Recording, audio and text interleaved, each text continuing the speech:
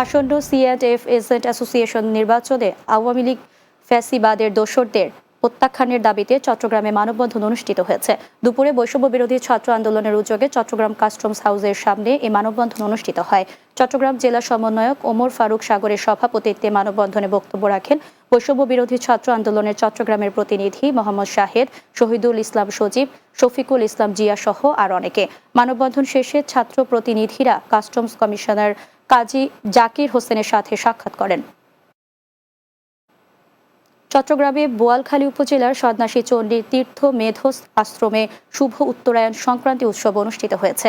আশ্রমের উদ্যোগে উপজেলার করলডাঙ্গা সন্ন্যাসী পাহাড়ে অনুষ্ঠিত এই উৎসবে বিভিন্ন ধর্মীয় কর্মসূচি পালিত হয়। এ সময় চণ্ডী তীর্থ মেধস আশ্রমে শ্রীমত বুলবুলানন্দ কলডাঙ্গা ইউনিয়ন পরিষদের চেয়ারম্যান হামিদুল হক মান্নান, অধ্যাপক শ্রী স্বদেশ চক্রবর্তী এবং শ্রী অমিত মজুমদার শঙ্কর সহ অন্যান্যরা উপস্থিত ছিলেন। চট্টগ্রাম জেলা প্রশাসনের সাথে বৌদ্ধ বিহার কমিটির মতবিনিময় সভা অনুষ্ঠিত হয়েছে। বিকেলে চট্টগ্রাম জেলা পরিষদ সম্মেলন কক্ষে বৌদ্ধ ধর্মীয় কল্যাণ ট্রাস্টের উদ্যোগে অনুষ্ঠিত সভায় প্রধান অতিথি ছিলেন জেলা পরিষদের প্রধান নির্বাহী সাব্বির ইকবাল। ধর্ম মন্ত্রণালয়ের বৌদ্ধ ধর্মীয় কল্যাণ ট্রাস্টের ট্রাস্টি অধ্যাপক ববি বড়ুয়ার সভাপতিত্বে এতে বিশেষ অতিথি ছিলেন উপ পুলিশ কমিশনার শাকিলা সুলতানা সহ বিভিন্ন বিহারের অধ্যক্ষ ও উপাধ্যক্ষরা।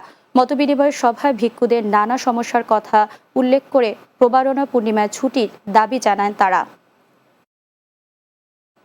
চট্টগ্রামে শীতার্ত অসহায় ও দরিদ্র মানুষের মাঝে কম্বল বিতরণ করা হয়েছে।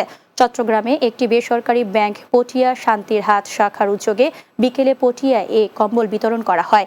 ব্যাংকের কর্মকর্তা কাউসার সুমনের সভাপতিত্বে এতে প্রধান অতিথি ছিলেন পটিয়া কুসুমপুরা ইউনিয়ন পরিষদের দায়িত্বপ্রাপ্ত চেয়ারম্যান শওকত আকবর। এছাড়াও জয়ন্ত ভট্টাচার্য ও মোহাম্মদ শরীফ সহ গণ্যমান্য ব্যক্তিবর্গরা উপস্থিত ছিলেন। রাতের বাংলা নিচ্ছে আরেকটি বিরতি, ফিরছে কিছুক্ষণ পরেই।